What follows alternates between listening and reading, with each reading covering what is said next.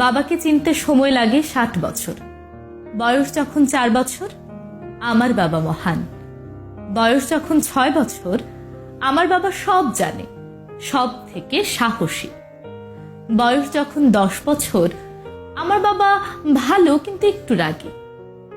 বয়স যখন 12 বছর, আমি যখন ছোট ছিলাম, আমার বাবা তখন আমায় ভালোবাসতেন।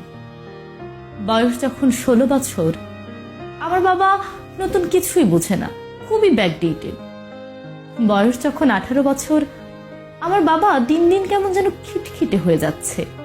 বয়স যখন 20 বছর, বাবার সঙ্গে থাকাটাই অসহ্য হয়ে উঠেছে, জানি না মা কেমন করে থাকে।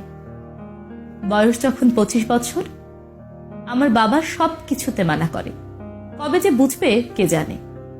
বয়স যখন 30 বছর, আমার ছোট ছেলেটাকে সামলানো মুশকিল হয়ে পড়েছে, অথচ এই বয়সে আমরা নিজেদের বাবাদের কতটা ভয় পেতাম।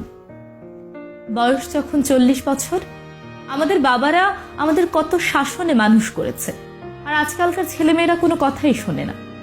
বয়স যখন 50 বছর, আমি তো আশ্চর্য হই, আমার বাবা কত কষ্ট করে আমাদের মানুষ করেছেন, অথচ আজকাল একটা বাচ্চা মানুষ করতে গেলেই দম বেরিয়ে যায়। বয়স যখন 60 বছর, আমার বাবা মহান, বেঁচে থাকা পর্যন্ত আমাদের খেয়াল রেখেছেন। আসলে বাবাকে চিনতে সময় লেগে যায় 60 বছর।